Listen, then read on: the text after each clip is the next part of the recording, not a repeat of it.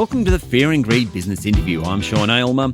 Something a little different today. Jennifer Westacott has had an extraordinary career, including a very high-profile stint at the Business Council of Australia, where she was Chief Executive for almost 13 years. Since leaving the BCA, she's continued to have an active role in many organisations, including becoming a non-executive member of the Governance Board at the Reserve Bank of Australia.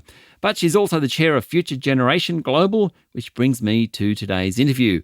Caroline Gurney, the CEO of Future Generation, hosts a podcast called Twofold, featuring conversations with some of Australia's most influential individuals. This is part of her interview with Jennifer Westacott, covering US politics, our own federal election, and other reflections from her time in business.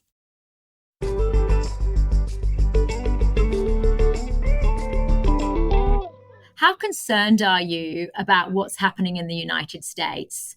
And I mean, there's a lot going on in the US. I mean, I must admit, it does take up a lot of my nighttime reading. I'm fascinated. But what lessons can Australia learn from, what they're going through and gone through? It's a great question. And I think it's important to go back to the root cause of this. I think people see President Trump as the instigator of this.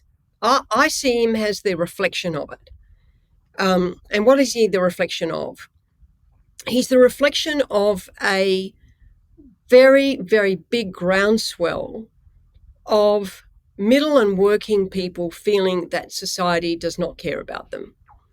And we saw this in Brexit. We saw this when he was first elected in 2016. And I think there's a tendency to want to personify this around this particular individual. And I don't believe that's actually a kind of good way of looking at it. So what do we learn from that? Well, we learn that we need to be very careful about what we're doing with middle and working Australians. And people who just feel they can't get ahead. They're working hard. When we were all growing up, and I'm a baby boomer, and I came from a very low-income family, but people could still kind of see the trajectory. If you were a couple of teachers or a couple of nurses or you had a kind of reasonable job, you could see that over time you'd pay off your house, you'd leave your house to your kids, you'd have money for your retirement. That's how most people live their lives in Australia. Increasingly, people who are professionals or middle and working people or people who are low-income workers, they're working hard. They just can't see the light. They cannot see how they're going to get ahead. They can't see how that mortgage is going to get paid. They can't see how their bills are going to get paid. They can't find a pathway to get their kids the things that they want for them in life. And yet they say to themselves, I'm working super hard. And I remember being in the United States in 2015 and talking to a guy in the hotel that I was staying at. I'd see him in the morning at 6 o'clock. I'd see him at night at 9 o'clock. I got talking to him one day. And he just said, I just work so hard. I want to put my kid to college. And I just don't think I'm going to be able to do it. Those people are very motivated by someone like President Trump, who offers this kind of different political narrative. He offers this kind of, plain spoken, we're going to fix this, we're going to do that.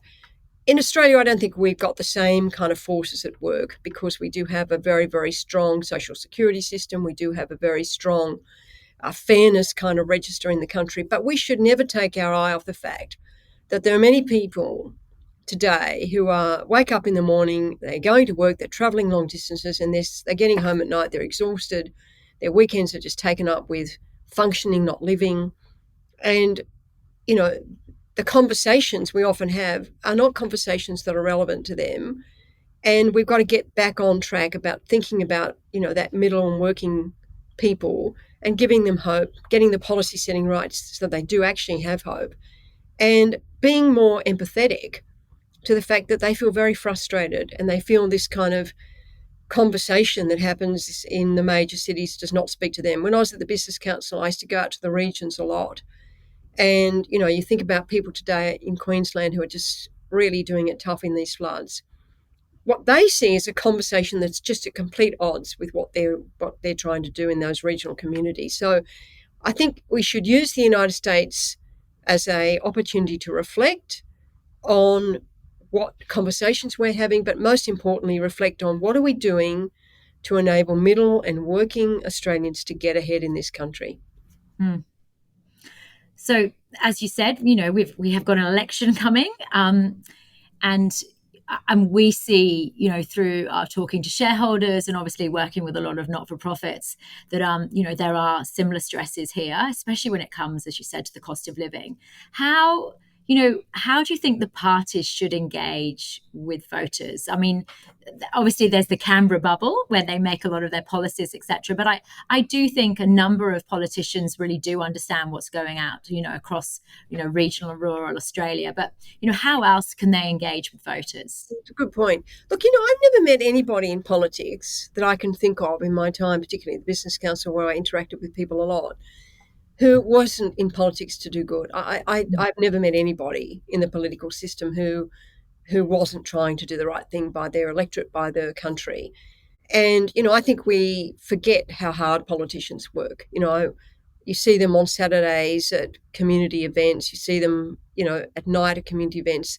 They're very in touch with their communities. The question is how, as a collective, they come together to get the right things done for the country. And that's complicated. That's hard. Social media has not helped in that at all. And then we do have a tendency to take the big reforms that I think are going to be essential to get the country's prosperity moving again. We take them off the table because they're politically very difficult. Because they're too short term, because they're long term, and politics by nature is short term. Tax reform is the last person to really tackle tax reform was John Howard. Malcolm Turnbull had a very, very good tax plan in my view. But of course, politics really got in the way of it. Donald Trump will lower the corporate tax rate to 15%. He will get that done. He got it done last time down to 21%. The economy really took off. Investment, will flow back into the United States, because if you're a company and you've got duties to your shareholders for returns, you're going to put your money where, as you should, that is your responsibility to put money where investment gets the greatest return. And, we should be watching that with great deal of concern and looking at our own competitive settings about whether or not we've got enough investment driving productivity, which drives wage growth. So I think, there's that macroeconomic story that I was always banging on about when I was at the Business Council, but I absolutely, passionately, deeply believe it. But then I think we've got to say, have we got the settings right for people getting ahead? So, housing is the big threshold issue now. I think we're seeing this huge intergenerational shift where the principal means of creating wealth is not now available to many people in this country. So what can we do about that?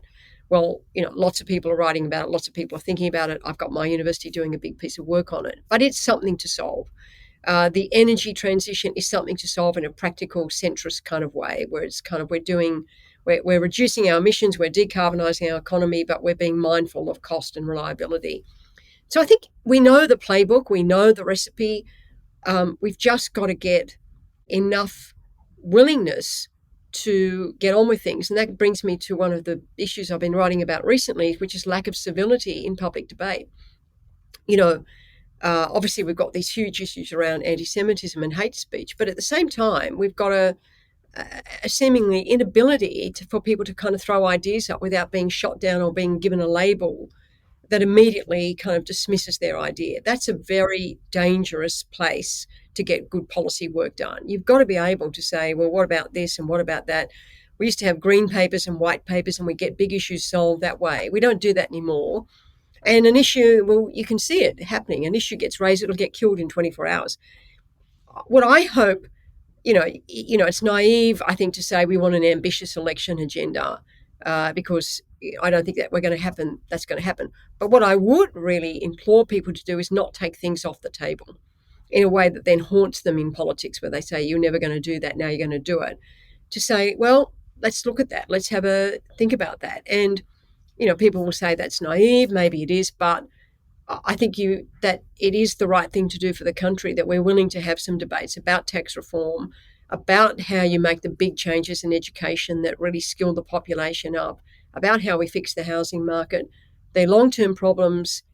We know they've got to be fixed, and we know that fixing them will drive our productivity, which, as my co-chair Phil Lowe says, and he's absolutely right, is how you drive wages up and how you drive people's living standards up. So my last question, what gives you hope?